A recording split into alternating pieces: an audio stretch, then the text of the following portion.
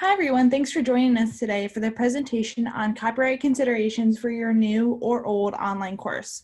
My name is Allison DeVito and I'm the OD Library Liaison. I'm joined today by my colleague Maria Scheid. Hey everyone, thanks for joining us this morning. I'm Maria Scheid. I am the Copyright Services Coordinator for Copyright Services in University Libraries. And for today's presentation, we will be using a copyright framework to work through some of the issues that can pop up if you're using somebody else's copyrighted content within your course, and also just some general considerations as you may be making a shift from an in-person class to an online course. And Allison will tell you a little bit more about the topics that we'll be covering. We do have a lot of content to get through today, but we're hoping to get through everything in the first hour or so and then save as much time as we can at the end for questions. So if you do have questions, feel free to ask within the chat, but we'll have that dedicated time at the end to answer questions as well. And as Brian mentioned, we will be recording this presentation, and we are happy to share these slides out with you along with the link to the recording. And within these slides, you will find a lot of resources as well. So here's a brief outline about what we'll be focusing on today. First, we're going to cover the basics of copyright law. Then we're going to look at licensed and openly licensed materials. We'll cover statutory exceptions such as fair use. We'll look at the ownership of new materials and resources we have available to help. Like Maria said, we'll have a Q&A session at the end so you can ask questions. If you'd rather not ask questions in front of the group, we do have open consultation hours available Tuesdays and Thursdays through the Research Commons from 10 to 11:30, and you can always email us to make an appointment over Zoom if those don't work with your schedule.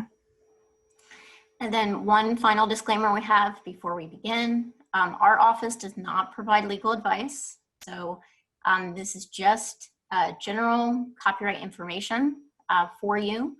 But also know that we're not the copyright police. So if you're looking for more information about copyright, please don't hesitate to reach out to us with your questions. Okay, so we're going to start off with using a framework. And this is a framework that was developed by some of our colleagues outside of OSU. And I think Allison will be able to share a link with you so that you'll have a copy of this framework that you can look at. But I think for many people, copyright can be really confusing and overwhelming. And part of that is due to the fact that there aren't always a lot of bright line rules in the law, in any area of law, but with copyright, it can be especially tricky trying to figure out how exactly the law applies to ever evolving technology or new ways of teaching, such as shifting from that in-person mode of instruction to online.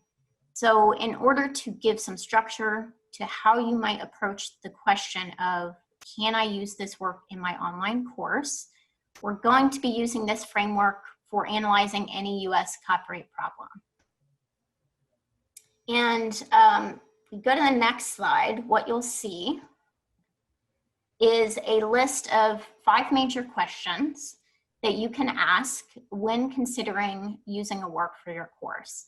So if you've pulled up that link that Allison shared in the chat, you'll see that we're changing the order a little bit for this presentation, but we're doing that in a way that we think fits this situation a little bit better. But this framework can be a really good resource for you to come back to as a reminder of all of the topics that we'll be discussing today. Now I'm going to hand it over to Allison to tackle the first question, which is the work protected by copyright? So when we're looking at whether we can use a work or not, we need to figure out if it is protected by copyright. So copyright protects original works of authorship fixed in a tangible medium of expression. So what does this mean? First, it means the work has to be original, meaning there's some degree of creativity. One standard for originality is a phone book, which the courts found to be not original since it was factual information arranged alphabetically. Fixed means that it's something that can be perceived, communicated, or reproduced for more than a transitory duration. Examples are books, film, texts, emails, photo, etc. This means that something that isn't fixed, like a street performance or an impromptu speech, is not eligible for copyright protection if it's not fixed or captured in some way. Lastly, copyright is automatic.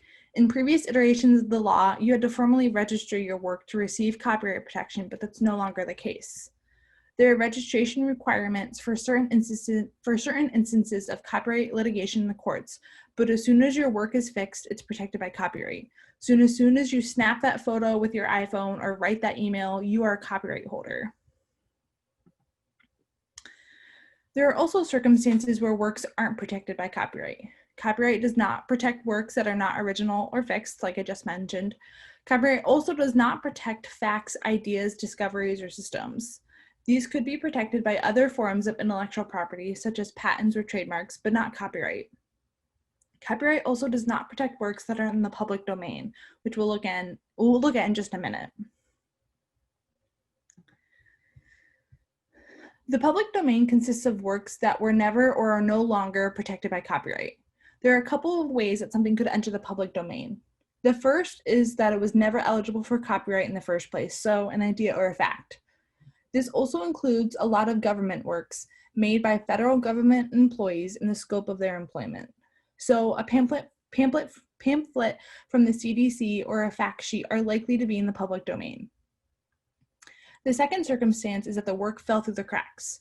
By this, I mean, I mentioned earlier that some of the previous copyright laws, which had strict terms for renewal, such as registration or formal copyright notices on the works.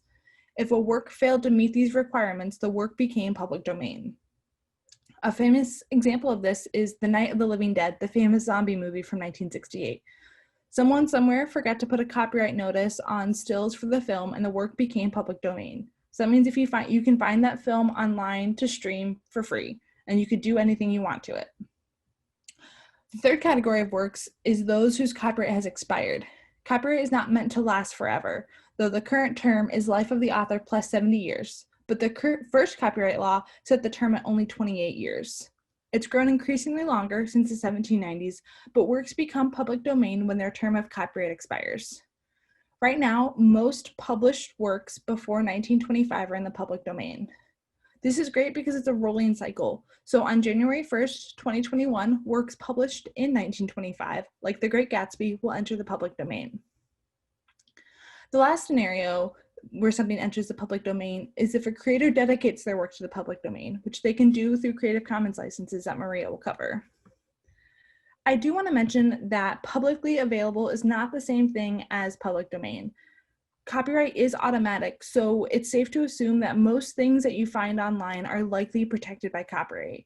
Just because you can find it through a Google image search or a regular Google search doesn't mean that it's public domain because you were able to find it online. When something is created, there are 6 basic rights that copyright gains exclusive access to. The right to reproduce the work or to make copies, prepare derivative works, including sequels, movies, etc. The right to distribute the work, so to hand out or share electronically. The right to publicly display the work, like a film or a movie. The right to perform the work publicly, like a play or a script. And the right to publicly perform sound recordings via digital audio transmission, which is a streaming right.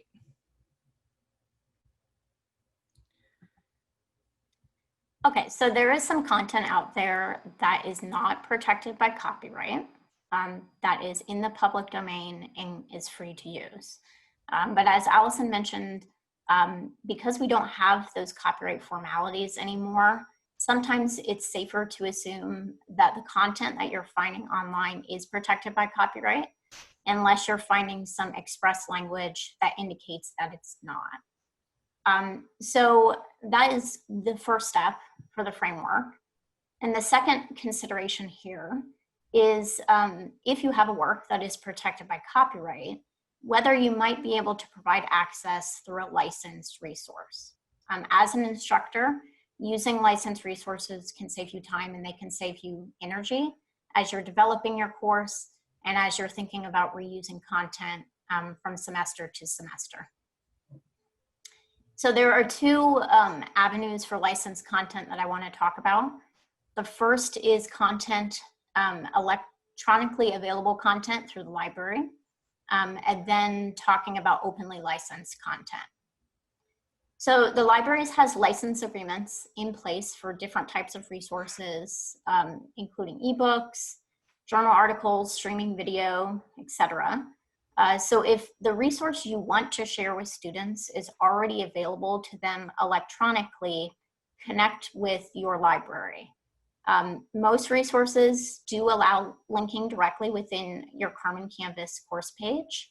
Off the top of my head, if there's anybody that is from business, I do know that Harvard Business Review can be kind of a tough resource to work with. But for the most part, many of these resources, you can provide a link in your course page and students can get to the content that way. If you are sharing library licensed content, you want to make sure that you're providing the permalink or the permanent link to that resource. And these are the stable links to the resources. You'll also want to double check that the link has the OSU proxy string. This will allow off-campus students to easily authenticate to access those materials. And if you have any questions about access or potential limitations on electronic materials, reach out to the library for clarification. And if there is content that you want that we don't currently have, your subject librarian will be a great resource for you as well. So permanent links with the proxy string will make it easy for students to access the content without having to navigate to the resource on their own. And those links are also really helpful for the libraries to better understand what resources are being used. So the first link that I have down here, guides.osu.edu/library links. That is a guide that will explain more about permanent links and where you may find them, depending on the material that you're working with. So it can look a little bit different, just depending on the work that you want to use. But that guide also has some additional information on the proxy information that's needed for OSU authentication. And then the second link, guides.osu.edu/affordability, that also provides some additional information on licensed resources through the library. It also has a section on places to find open educational resources, or OER. And OER are openly licensed resources, so the libraries doesn't individually negotiate license terms for this content, but instead, the authors of the work elect to make the work available to the public under certain open terms in order to facilitate open sharing and use of those materials. And very often authors will do this by selecting a Creative Commons license for their work. And in just a second, I'll tell you a little bit more about those licenses. But openly licensed content can be great for your course because it can make it really easy for you to reuse the content, either from semester to semester, or to reuse that content in different formats or on different platforms. So there isn't, unfortunately, a universal place to find openly licensed content. But the guide I just mentioned, the affordability guide, does list some good places to search for instructional materials. And then in addition, our office has kept a running list that we try to update periodically of openly licensed resources that we come across online. So this includes some places that you may look for images or audio or video. And this list also includes some resources for public domain content. And you can get to that by clicking that last link, which is Find Public Domain and Openly Licensed Materials. So as you consider content for your course, you may come across these badges or these icons, or you may see the term Creative Commons alongside a work that you see online. And these are indicators that the work is being made available under a Creative Commons license. With a CC license, the copyright owner still owns copyright. So these are not works that are in the public domain. They're protected by copyright, but the copyright owners use this license to communicate to the public how their work can be used. So if you follow the terms of this specific license that was chosen and you use the work under those terms, it means that you don't have to go to the copyright owner and ask them for permission. So this reduces some of the transaction costs that can sometimes pop up when you have to reach out to secure permission. And there are many different types of CC licenses. So definitely be careful here. Don't assume that they all say the same thing, because they don't. But all CC licenses do require by default attribution. And there are some specific things that you do need to include in that attribution statement if you decide to use a Creative Commons licensed work. Beyond attribution, the terms will vary by license. So you could come across a license that would prevent commercial uses. This would be a non-commercial term. You could come across a license that would prevent you from making adaptations of the work or modifications of the work. So you would essentially use the work just as is, and this is a no derivatives term. Or you can also come across a license that will allow you to modify and adapt that work, but it says that any new derivative that you create has to be shared under a similar open license. So be sure to check terms so that you know what you can and what you can't do. And one of the really great things about Creative Commons licenses is the way that they structure the license. So for each license, they provide different layers. And one of the layers, the top layer, is what they call a human readable version of the license, which is just a summary of the different terms in plain English. So it's easy for you to understand quickly what you can and cannot do with that work. I think Creative Commons licensed content is great. We use CC licensed works a lot in our presentations. We use a lot of images that are available under CC license. We have some in this presentation today.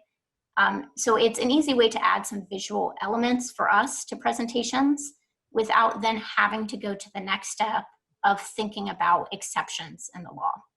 So if you have the opportunity to explore openly licensed content, that is definitely a good path forward if you have some flexibility in the works you're using.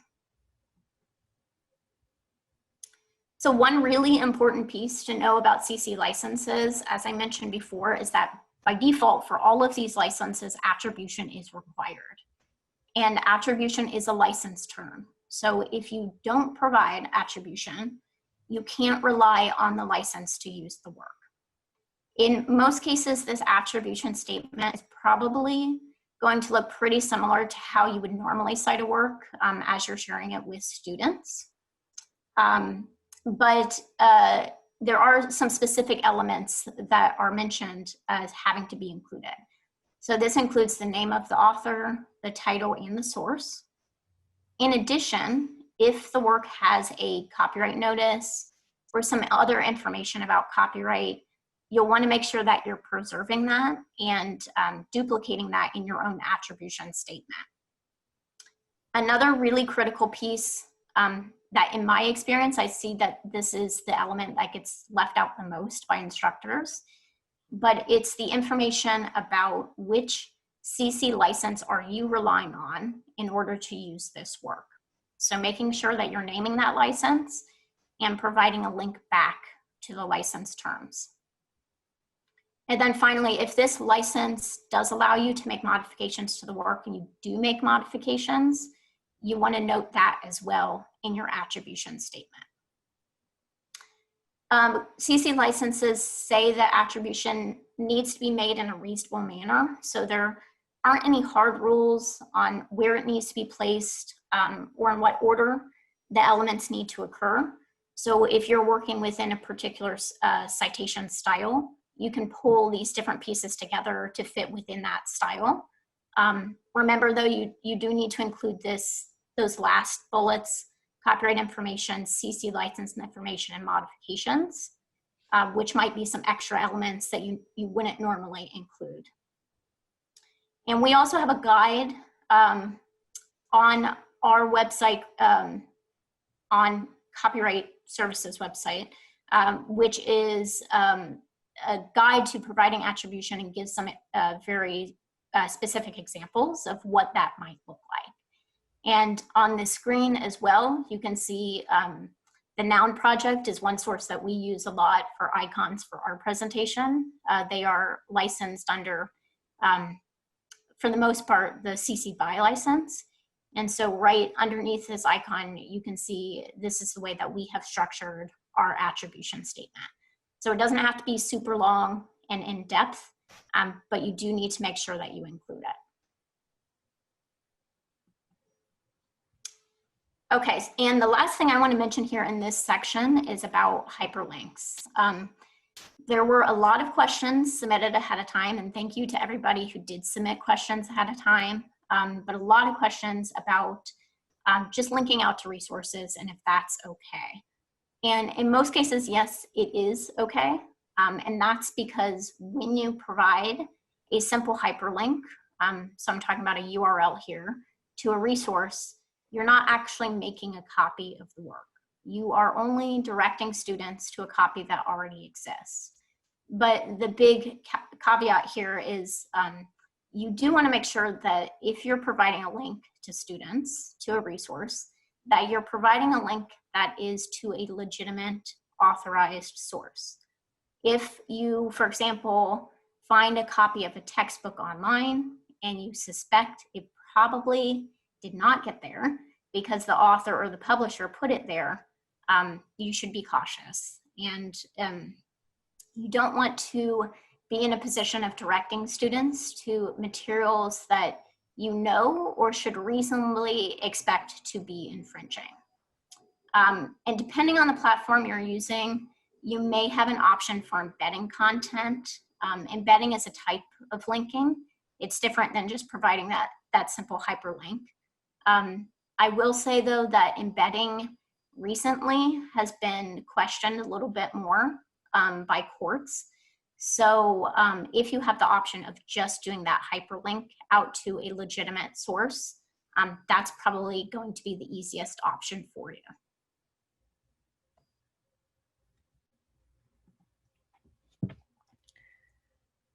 So after exploring public domain works and licensed content, we're going to explore specific exceptions written into copyright law.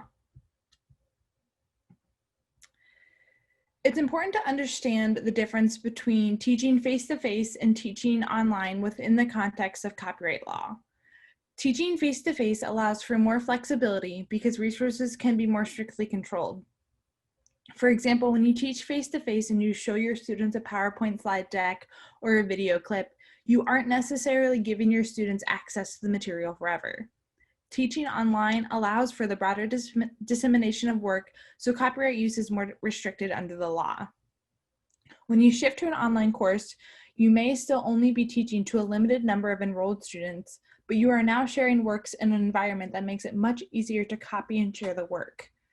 And the very nature of sharing materials online can often involve steps you don't normally take in face-to-face settings, steps that may touch on some of the exclusive rights of copyright owners. And because of these differences, you need to make sure that you're looking to the right statutory exception to share works that are protected by copyright and not already available to you through a license. The context in which you are teaching will determine which statutory exceptions are available to you. Most frequently for online courses are Section 110(2), or the TEACH Act, and Section 107, Fair Use. Maria will cover a more in-depth look at fair use in a couple of minutes, but I want to note that fair use is available to you no matter what format you're teaching, online or face-to-face. The TEACH Act is written specifically for online learning, but there are a lot of requirements. It was passed in 2002, so it's a bit out of date, but it's what we have to work with. If your use isn't permitted under the TEACH Act, you can look to fair use.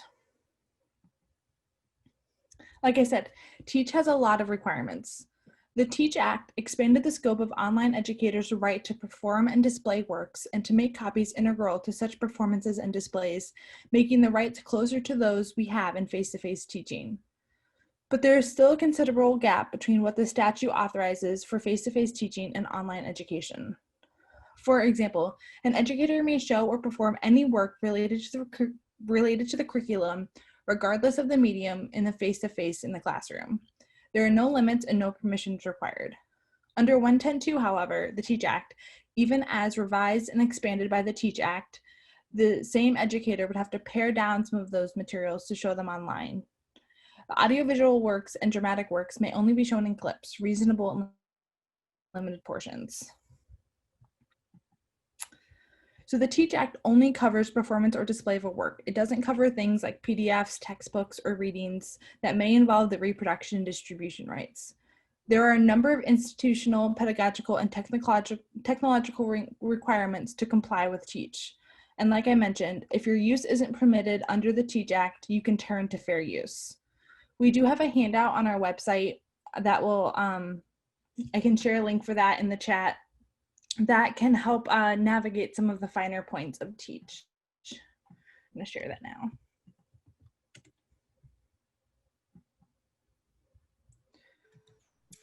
Okay, so that's the TEACH Act, and as Allison mentioned, there are a lot of requirements for the TEACH Act, and it came out around 2002, and so how we think about online learning in 2002 is probably a little bit different than how we think about online learning in 2020. So it's sometimes helpful thinking about the TEACH Act to understand also a little bit about how it came to be or why it came to be. And so I just want to share a little bit more information here in thinking about the TEACH Act, which is, we're talking specifically about online instruction. But as Allison had mentioned before, when we're talking about exceptions in the law, there are actually many exceptions in the law, and I think many instructors are surprised to know that in a face-to-face teaching setting, to perform or to display a work in an in-person classroom setting, that's okay, because there is a specific exception in the law that says that it's okay. And we rely on this all the time, whether we know it exists or if you're learning it for the first time. So the TEACH Act was Congress's attempt to try to replicate that as much as possible in an online setting. So if you are thinking about sharing through performing or displaying a work in an online course, but it's outside of the scope, so it's more substantial than what you would normally do in a face-to-face setting, likely you're going to be outside of the TEACH Act.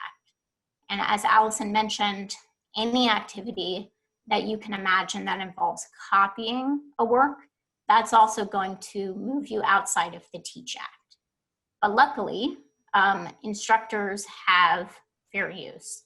And I'll say, in our experience, a lot of the questions when it comes to instructors asking about using materials for teaching, a lot of the times in the online context, it's going to come down to fair use. And can you make a fair use argument? So fair use is a critically important exemption in education, and we rely on it in many different situations.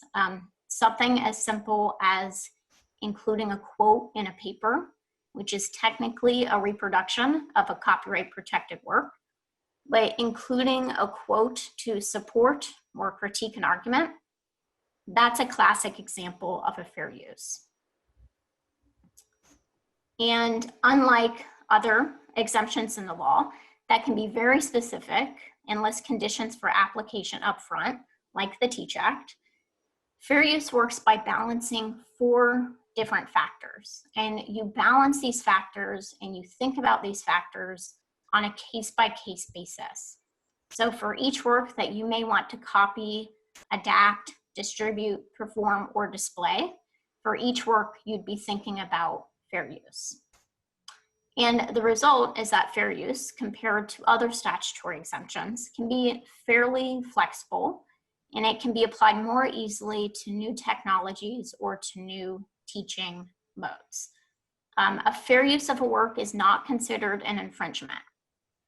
And a court, in order to determine if a use is a fair use or not a fair use, must consider these 4 factors in their analysis: the purpose, nature, amount, and effect, the market effect. So the first factor here is the purpose and the character of the work or of the use. And the court here is asking, essentially, why are you using this work? And one important component of this is asking, to what degree have you taken that original copyrighted work and added a new meaning, a new message, or a new purpose? Or in other words, to what degree is your use considered transformative? And transformative uses help to support fair use. So they strengthen a fair use argument.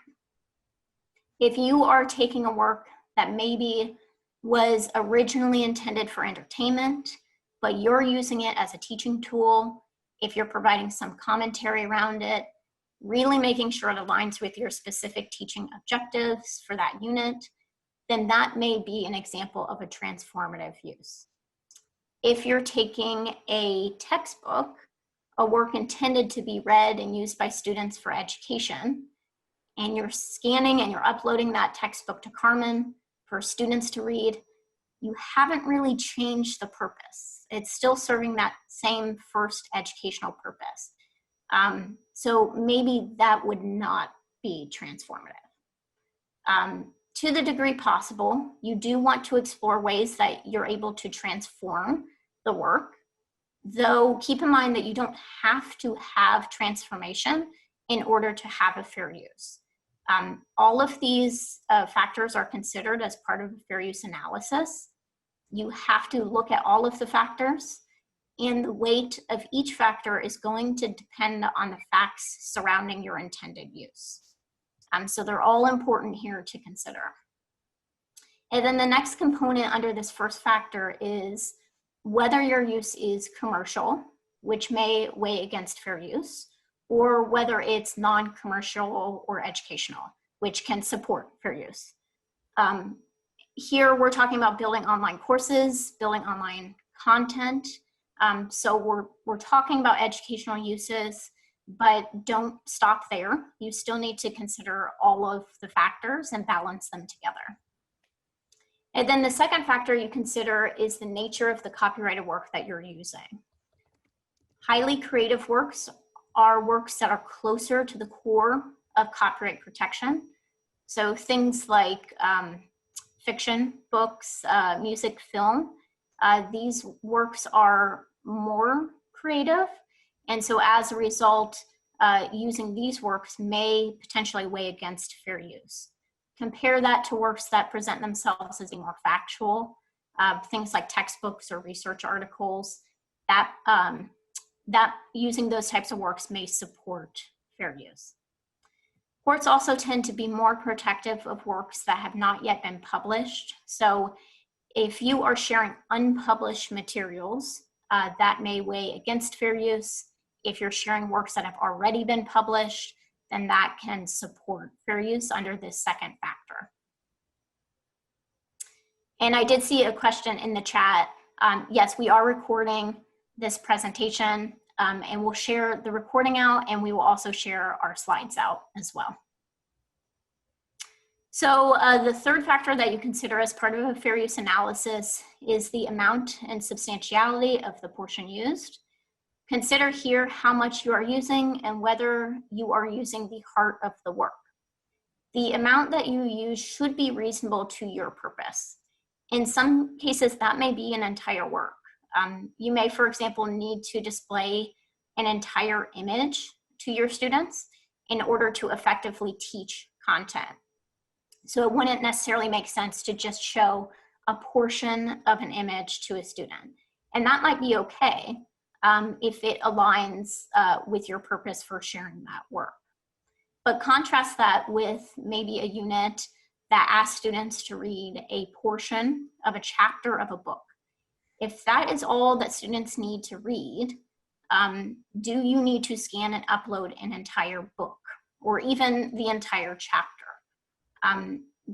Think here again about what is your purpose for sharing the amount that you're sharing. And by heart of the work, you consider the portion of the work that is likely to hold the most value to the rights holder. Sometimes people will frame this as the spoiler of the work because it holds the most value to the rights holder. Using the heart of the work may potentially weigh against fair use.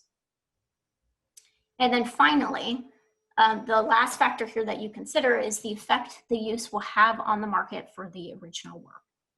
If your use will substitute for the original work, that runs the risk of substantial market harm, and that in turn will weigh against fair use. If there is a readily available market for you to license the work or to pay to download or have a copy of the work, and you decide to make that work available for free on a public site where anyone can download it, that maybe is going to cause some negative market effect. It's going to cause that market substitution. And so you're going to have a harder argument for fair use in that case under the fourth factor.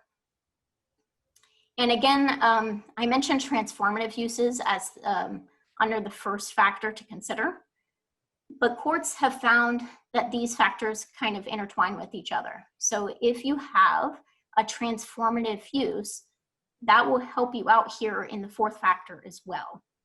Courts have found that the more transformative your use is, the less likely you will be causing market harm because the original work and your new work will occupy different markets. They're serving different purposes. So again, trying to focus on providing that new meaning, that new message, or that new purpose. And then one resource that we have for fair use is the fair use checklist, and that is available online. And Allison has shared a link to that in the chat.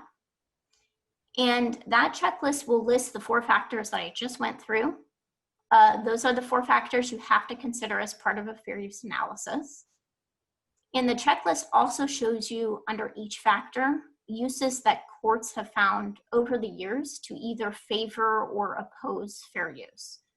So if you're in a position of considering whether you have a good fair use argument for any content that you would want to include in your online course, I would strongly suggest looking at this checklist because it can remind you of the factors you have to consider, but it can also help you get a better sense overall of the strength of your fair use argument.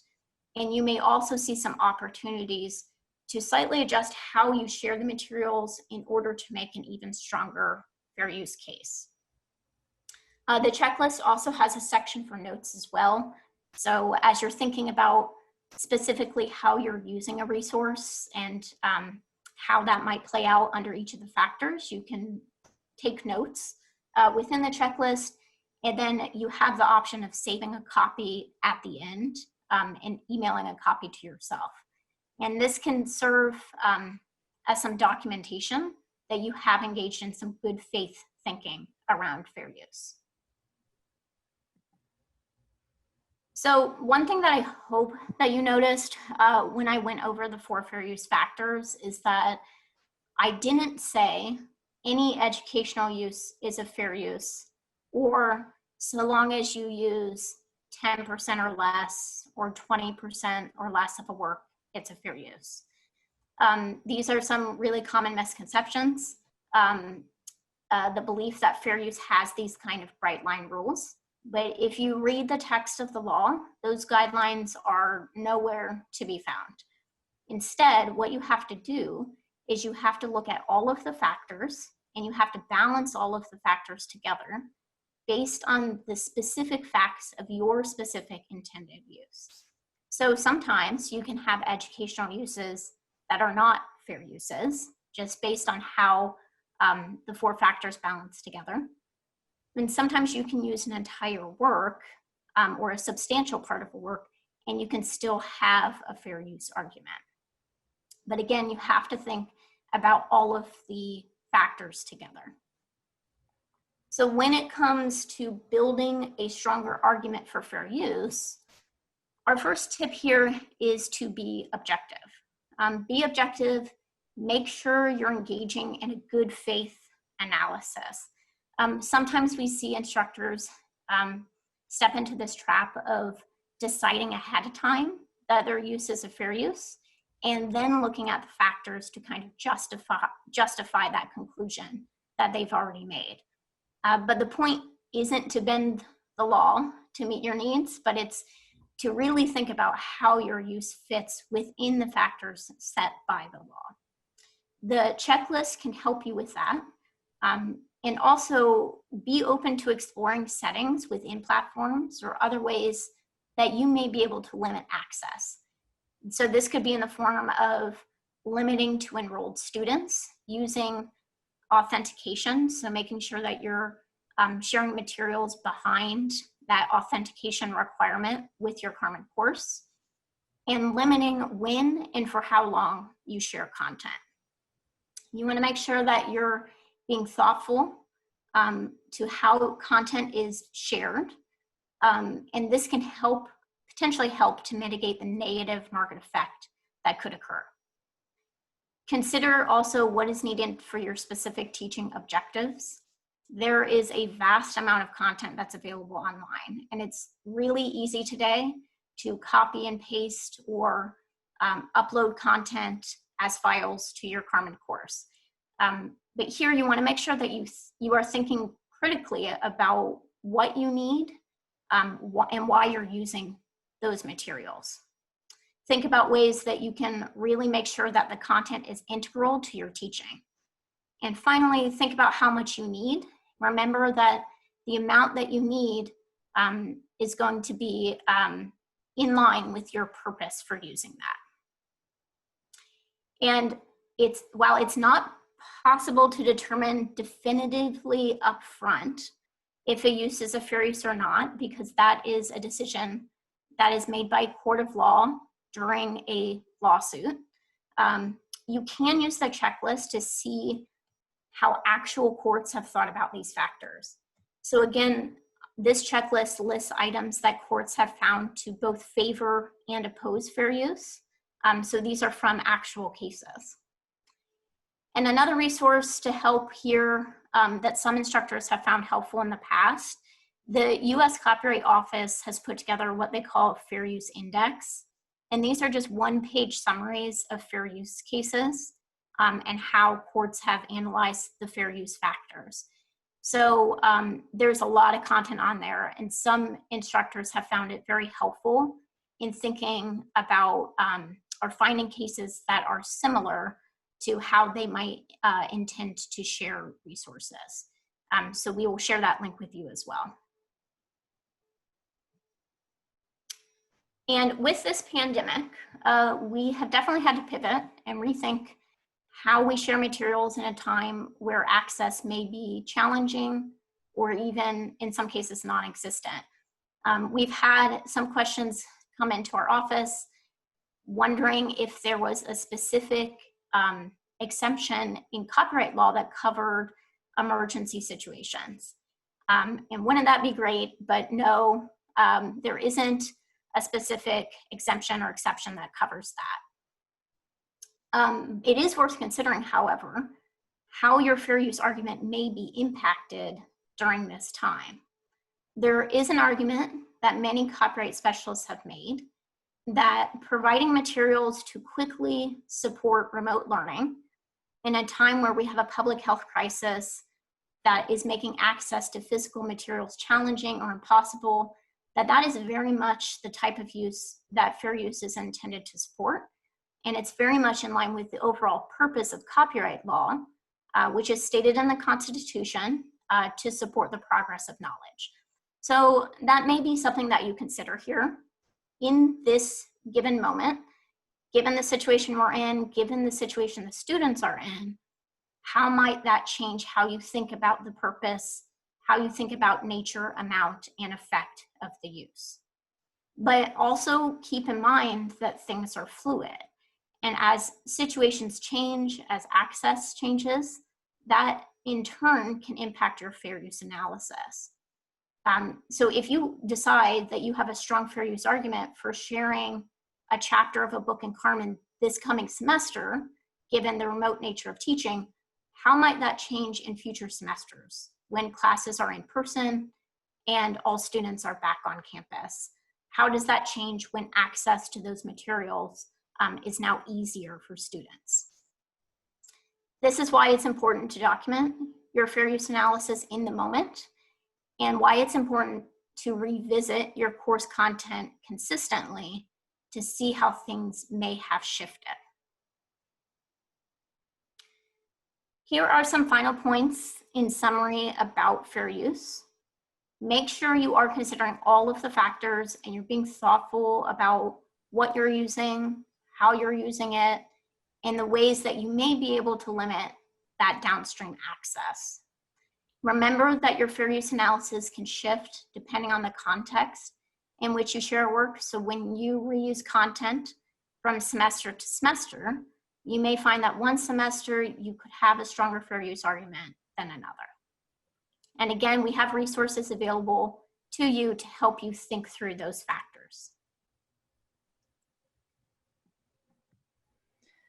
The last step of our framework is to consider asking the copyright owner for permission to use the work. We use this as the last step because a copyright owner may charge for their use or deny the use altogether. If either of these things happens, fair use may still be an option. You may need to reconfigure your use to see if it fits within a fair use analysis. So the first step to consider in seeking permission is to identify the copyright owner. Typically the owner is the creator, but copyright can be transferred, which is especially important when thinking about publishing or writing. And copyright can also be framed in the context of employment, which can factor into ownership. And Maria is going to cover some more specifics on that in a couple of slides. When you're writing to get permission, it's important to be broad. Thinking about using more generic terms like learning management system instead of Carmen Canvas in case the university ever changes learning management systems can help keep your use and the permissions for a longer time. It's important to get the permission in writing. An email is okay, but we also have templates available on our website to help with some of that language.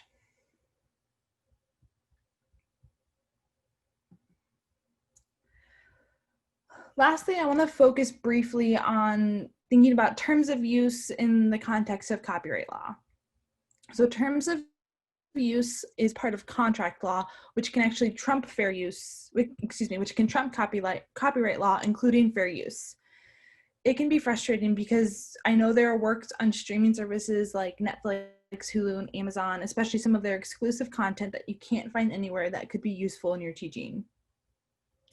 Legally, these are personal, non-commercial accounts that can't be streamed for education or broad performances. There are a very small handful of Netflix documentaries that you can stream for education, but I think there's only 6 or 7. During the pandemic and the emergency move to remote education, some publishers made accommodations for textbooks and other materials, but some of those terms have ended. And like Maria said, it's important to think about the distinction between the emergency remote and sustained online teaching. I also want to end with thinking about the difference between copyright and academic integrity. Copyright is federal law, whereas academic integrity is an institutional standard. We have a helpful handout that goes over the nuances between citations and copyright. But it's important to note that just because something is properly cited, it doesn't mean it's potentially legal to use from a copyright standpoint. Excuse me.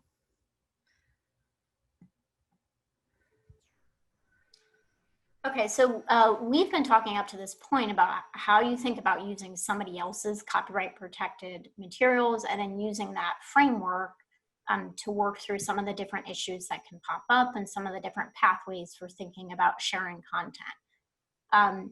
Now I'm going to switch over and I'm going to talk briefly about copyright in original works that you may be creating. Remember that copyright is automatic. Copyright owners receive that exclusive bundle of rights the moment that their original work of authorship is fixed in a tangible medium of expression.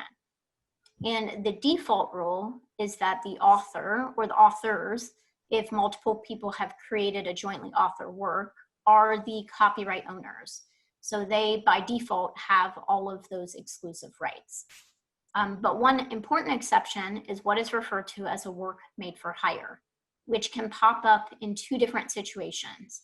And the one that I want to talk about today that I think is the most relevant here is the situation where an employee creates a work that is subject to copyright, and they create that work within the scope of their employment.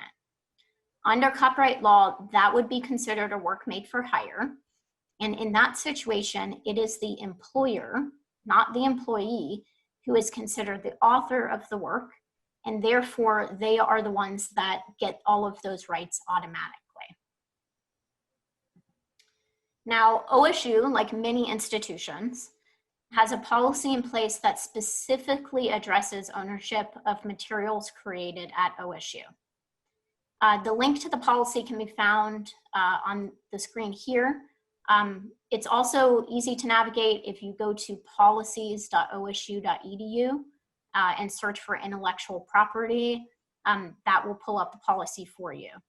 And what you'll find in the policy is that OSU follows the work made for hire doctrine in some situations, but in other situations will not claim copyright in certain works created by OSU employees. And this will come down to your affiliation with the university. So whether you are faculty, whether you're staff or student, as well as what you've created and some of the details surrounding creation. So this slide here provides just a very brief high-level overview of some of the details surrounding ownership under the OSU policy. If you have questions, reading the full policy is of course very important, the first thing you should do. And at the end of the policy, you'll find that they have put together an FAQ. And within that FAQ, they also have developed an online tool to guide you through some of the common questions anticipated under the policy. So there are a lot of helpful resources there. And depending on what follow-up questions you may have, you may need to reach out to Technology Commercialization Office, TCO, or the Office of Legal Affairs for additional clarification. But you can see here that ownership changes depending on your affiliation with the university. So if we are talking about works that are created as part of course instruction, things like lecture slides, presentation videos, exercises, assignments, etc., generally, faculty will keep copyright in those works. So will graduate students if they are the instructor of record for that course. If you have instructional works created by staff, it may be that the university owns copyright in those materials. So this policy was updated, it was revised a couple years ago. And as part of the new policy, they do include a license back to the university under certain conditions for instructional works. Definitely read the policy for all of the details. But the summary is if you create a work with the intention, an instructional work, with the intention that it be used for teaching by others at the university, you grant the university a perpetual license to reuse that content for future teaching and educational purposes. If that was not your intention, there is still a license back to the university, but it's narrower. It's not perpetual, and it only covers use of the work for teaching in that same course or in a similar course. So if you have questions about ownership, definitely refer to the policy and the resources within that policy. Okay, so that was a lot of information about copyright and about using materials, and some information about ownership for materials that you may be creating here at OSU. So Allison and I thought it might be helpful to put together a couple of scenarios based on the questions that we've been hearing from instructors, particularly since March, in this shift to online instruction. So we're gonna use these scenarios, we have a couple of them, just to show you potentially how you might walk through this framework. Okay, so the first one that we have here is, imagine a situation where you want to upload materials to your Carmen course. Imagine in this case, maybe you want to upload a PDF chapter of a book, something that you scanned on your own, or you want to share an image that you have found online within your course page. Where would you start for that? Well, for this scenario, we might assume that the work is protected by copyright, but that of course is going to depend on the work you're using. So it is possible you might be working with a public domain work. But if we assume it's protected by copyright and it's publicly available online at a legitimate source, one option here would be considering, can you simply link to it? And again, make sure again that it's a legitimate source that you're linking to. If you want to share a licensed resource, question would be, can you obtain access through the libraries? Is this something that you know we already have access to, or is this a conversation you might be able to have with the subject librarian? If it's available through the libraries as a licensed source, then in most cases, again, you can provide that permanent link to the source within your page. And when we're thinking about hyperlink legitimate source, means a source that is coming from the copyright owner or authorized by the copyright owner. So it may be copyright owner, it may be a publisher, it may be a distributor of a film. But what we say here is you want to think about using some common sense for some of these platforms that allow third parties to upload. So we get a lot of questions about YouTube, and can you link to YouTube content? And there have been cases where we've had questions come in, and the content on YouTube is from major distributors, major producers, but if you look at the name of the person that uploaded the content, you would suspect that it's not coming from the copyright owner or the person that has the rights in that work. If that is what you see, that should be a red flag to you, that maybe that content is not coming from a legitimate source. And maybe then you can explore whether you can get that content online streaming from the copyright owner or somebody authorized. And the issue with YouTube is also something we'll talk about in the next scenario as well. So you're thinking here, okay, maybe you can get the resource through the libraries to a resource that we have already licensed. Thinking maybe if that's not an option, do you need this specific work, or do you have some flexibility in searching for open alternatives like OER? If you find an openly licensed alternative, you want to make sure you're following all of the terms. If it's a Creative Commons license, a reminder, you need to make sure at a minimum that you're including that complete attribution statement. Maybe you can't access a licensed copy, whether it's through the libraries or an open alternative. So then you may consider if there is an exemption that covers your use. And it may logically make sense to start with the Teach Act, because again, that is the exemption for online courses. But we said here, we might be considering uploading a PDF chapter of a book or uploading an image. So that is an act of reproduction. And as a reminder, the Teach Act only covers display or performance of the work. So maybe the Teach Act here is not going to be the best fit for you, but you can then think about fair use and whether you have a fair use argument for sharing that content.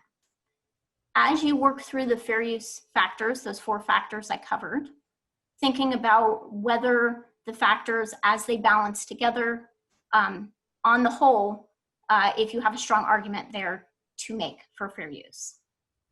So thinking about whether you're being very intentional with what you're sharing, aligning it with your teaching objectives, trying to make that argument that your use is transformative. So the different meaning, message, or purpose. Also considering how you might be able to limit access to those works. If exemptions don't apply, then this may be a situation where you would consider reaching out to the copyright owner. You want to make sure you're reaching out to the right person, the person that can grant you the permission that you're seeking, and then getting that permission in writing. So that in general is how you may approach a situation if you want to upload content to your Carmen course. And then in the next scenario that we have, a lot of questions have come in about sharing video in course. And with the quick transition to online learning, we have definitely seen these questions pop up about the easiest way to integrate that content. So working through the framework, and here again, we are just going to assume that the video is protected by copyright, but again, you can have public domain content that you would be using. But assuming that the work is protected by copyright, we're gonna start again here with the option of exploring if we can provide a link to a legitimate source.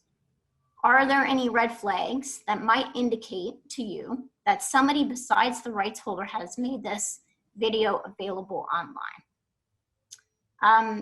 The libraries also have license arrangements for many providers, many vendors. So is this something that you can access through the libraries? Some vendors will allow you to embed those videos directly in your course page. Some also allow for you to use just clips of a work. So that might work really well for your teaching objectives. Next is exploring OER, open educational resources, openly licensed content. So are there alternatives available? If not, move on to the exemptions. What exemptions could cover your use? So you can pull up that checklist for the TEACH Act. Again, there are a lot of requirements in place, but is this a case of you performing limited and reasonable portions of a work for teaching purposes?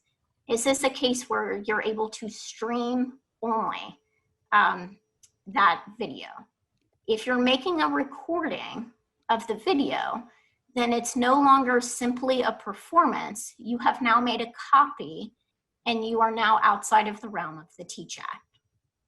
So if you expect to make a copy and save that clip in some format, if you maybe need to use the whole video for your teaching, that's when you might then need to move on to a fair use analysis.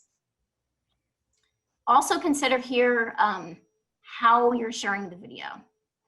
So was it your intention maybe to pull up your Netflix account and stream that over a Zoom session? If that was the plan, even if you have a really strong fair use argument, you're gonna run into some issues with terms of service that Allison mentioned. A lot of these platforms are made available for personal, non-commercial uses, so that can put up some barriers to what you can share. If you're sharing from a DVD or a Blu-ray copy of a work that you own, you'll then need to consider how you're actually going to share that content with students. Maybe this is a situation where you could think about screen capture. The Office of Distance Education and E-Learning can provide you some more information about that and what might be involved in that. But if you need to break digital locks to get to that content, and very often that type of content is protected by digital locks, that raises a different area of the law that we haven't gone into detail about, but there is a link on the slide here. It involves the DMCA and under what circumstances you may be able to circumvent those locks. So if you're in that situation and you need more information or are looking for resources, we can point you in the right direction. So that is sharing a video, and in general, some of the steps that you might work through. Now, each situation is going to be different depending on the content that you want to share, where you're getting it from. But in general, the framework can help you identify some of these key issues.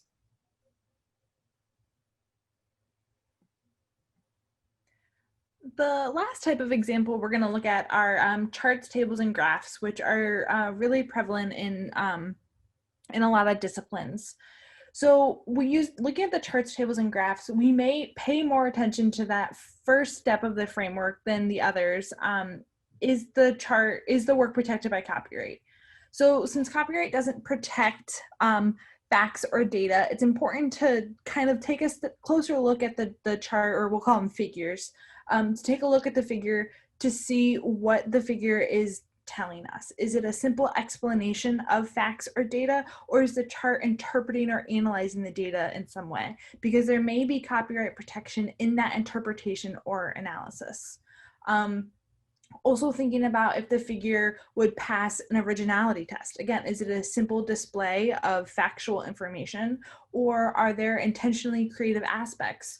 Thinking about an infographic, which displays factual information in an intentionally creative way. And there may be copyright protection in those intentionally creative aspects.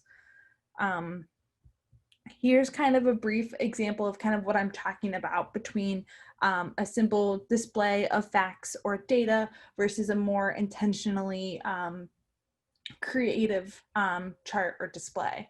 So you can see on the left side of the screen, it's just showing these numbers. What is the social work employment in this year? And it lists those numbers. On the right-hand side, it's giving me facts, but it's displaying them in an intentionally creative way with color schemes and images to further relay that information.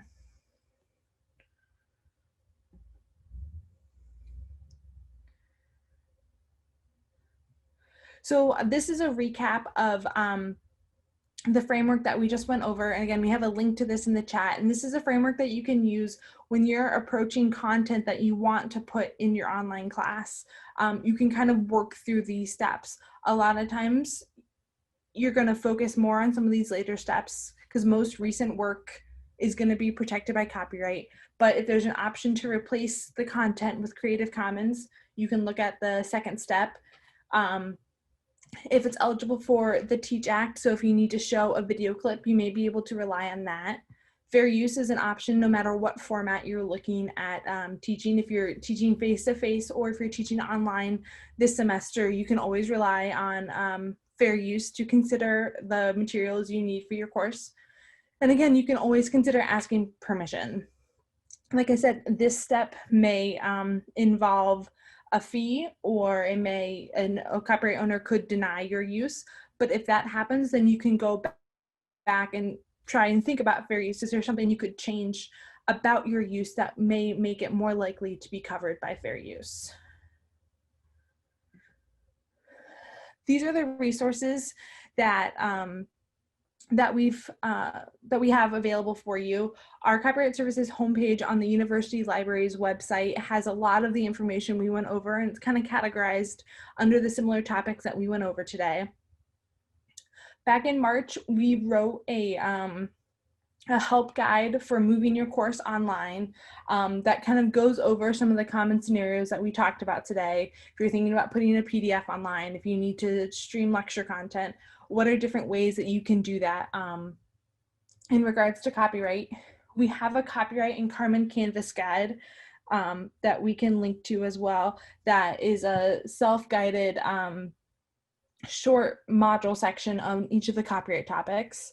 The Health Sciences Library has a couple of resources for virtual instruction and for digital images and multimedia collections. A lot of these are openly licensed or are shareable, and they've been kind of gathered in the database for you. So if you're part of the health sciences field, there may be some image repositories that can help you.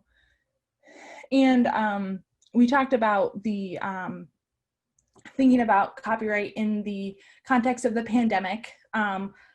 HathiTrust enabled some emergency temporary access service since a lot of physical libraries are closed or are still closed. And a couple of vendors loosened their permissions for a limited amount of time in during the pandemic. Some of those are still eligible, but some of those have, the licenses have run out, but it may be an option that's worth looking at.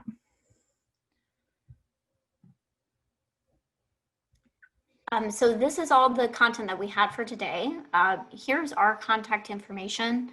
Many of the handouts and the other resources that we mentioned today are available on the Copyright Services website. Go to osu.edu/copyright. But again, we will be sharing these slides along with the recording when that's ready to be sent out. And then, as Allison mentioned before, we do also offer consultation hours now virtually through Research Commons, and those are Tuesday and Thursday mornings. But you can also email us if there's a different day or time that would work better for your schedule. So we are going to stop the recording now and then open it up to anyone that has a question. And I do see that we got a lot of questions in the chat as well. So we'll just go ahead and work through those questions.